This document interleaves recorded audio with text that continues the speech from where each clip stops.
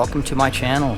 I do appreciate you pressing play, and if you've ever shared one of my videos, just let me tell you, man, I really appreciate it. It does help me get my monetization out there and just sort of spread some of the knowledge of some of these trails that I like to go do. This video is going to cover Telluride in, I want to call it a holistic kind of view, where we're going to cover a few different trails. You're going to see everything from a small clip of Shift Boss, some Ore Hopper, No Brainer, Coco Loco, Gold Rush, and TBone. World Cup was closed the day that we were there. There was some sort of accident or something with someone, and so they closed the trail just because it was so slick. We'd gotten a little bit of rain. But I'm going to put the trail ratings and what trail I'm on in this video so that you have an idea of where we're at or where I'm at. And I also kind of want to speak to just a little bit of the difficulty of some of these trails. So I will add some commentary to help you understand what I think of these trails. So everything from Tommy Knocker through No Brainer, all of them, both, you know, all beginner, intermediate, and advanced trails.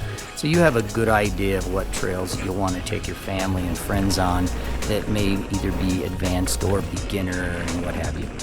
Alright, so I'm going to start off with a little clip of Shift Boss. As soon as you get off of lift number 4, which is the new main lift for the mountain bike park, you're going to make an immediate right and go down and make another right, and it's going to put you on what's called Shift Boss. As you get down, Shift Boss is going to split, and to the left is Ore Hopper, to the right is Shift Boss.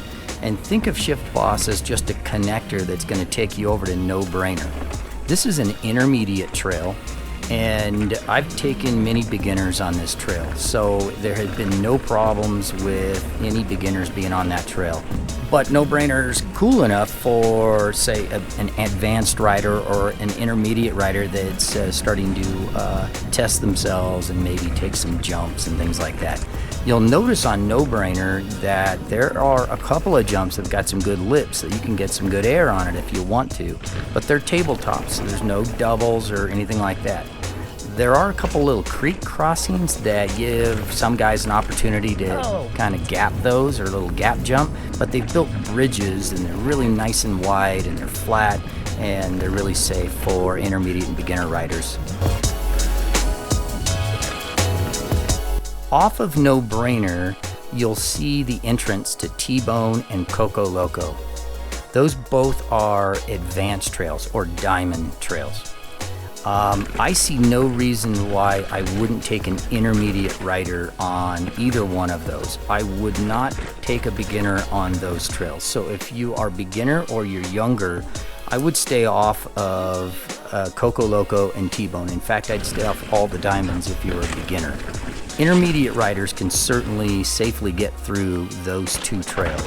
Coco Loco has a couple of drops, and I think they've built a little ramp down on one of the sides, or one of those drops, making it a little bit safer. But advanced riders, you can jump right off of those and make those some really interesting drops. TBone itself, which branches off of Coco Loco, it doesn't have anything on it that makes that a diamond, in my opinion. That really should be an intermediate trail that branches off of there. There are no drops, no jumps, there's nothing that challenging. It's just steep and very technical in terms of its turns.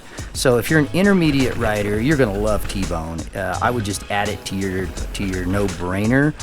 You come off a No Brainer, hit TBone, and go back onto No Brainer and finish out No Brainer. It's a really cool little section. So don't be afraid of TBone. If you're an intermediate rider and you're not used to drops, but you kind of want to play on them, take Coco Loco. It's really a really neat section.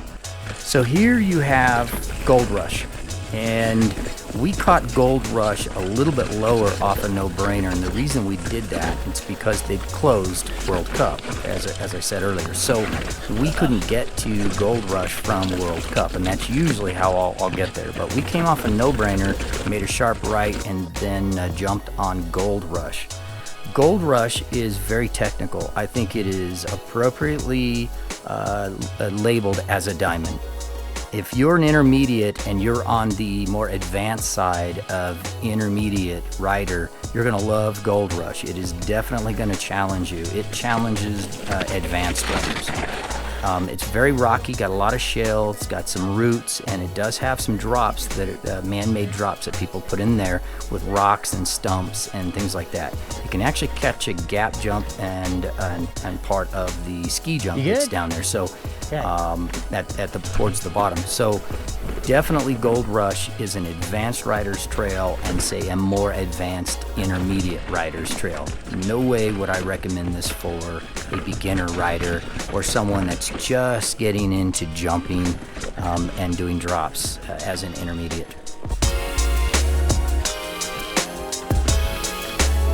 Let's talk about Ore Hopper for just a second. So Ore Hopper is considered Telluride's new A-line, and hopefully I didn't upset anybody by saying that, but this trail is very popular and is a line of fast riders. It's a flow trail with some great jumps. There aren't any gap jumps on this. It's just all tables with some good lips on them.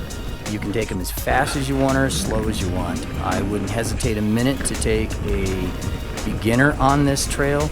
You access this again at the top of lift number 4, the express lift or village express lift. You make a right and you make a right off the lift and another right into the woods, and you're combined with Shift Boss and Ore Hopper, and you'll see them split just after an eighth of a mile or so, a quarter mile into the woods. To the left is Ore Hopper, to the right is Shift Boss, which goes down to No Brainer. Stay on Ore Hopper to the left, and it just gets funner and funner as you go. Keep in mind that if you're not an advanced rider or you're not on the high end of a intermediate rider, there are slower riders on this trail, and they're learning just like we all did. And so we want to be nice as we approach, and if we can coach somebody in a safe spot to pull off to let us pass, that's the way to do it, and thank them for doing that, because there's really no rule that makes them do that, right? It's just kind of etiquette, that trail etiquette that we have at most of these parks. But Ore Hopper, you're going to want to do it 5-6 times in a day. We had a blast on this, as you can see by the video. Man, there's just jump after jump. You can treat these like hip jumps. You can come out inside, outside. You can scrub these. You can get some whips out of them. Really a lot of fun.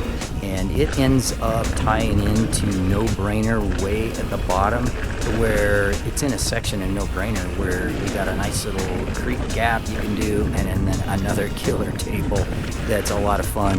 So that is by far one of the favorite trails up there, and it does get a bit crowded on the weekends, but I didn't see any overcrowding. We had a blast, and everybody seemed to be being nice to each other and so forth on the trail. It's a wonderful trail.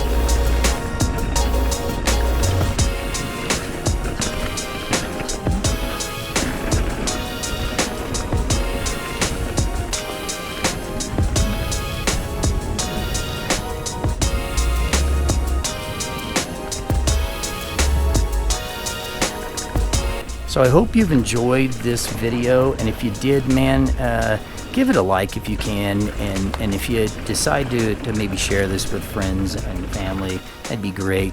But definitely get out and ride. Go enjoy Telluride. They've done an amazing job getting this park.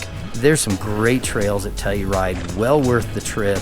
It's open Friday through Sunday, and there's no reason you can't have a blast in all 3 days. at Telluride. We're headed back up here at late in August ourselves.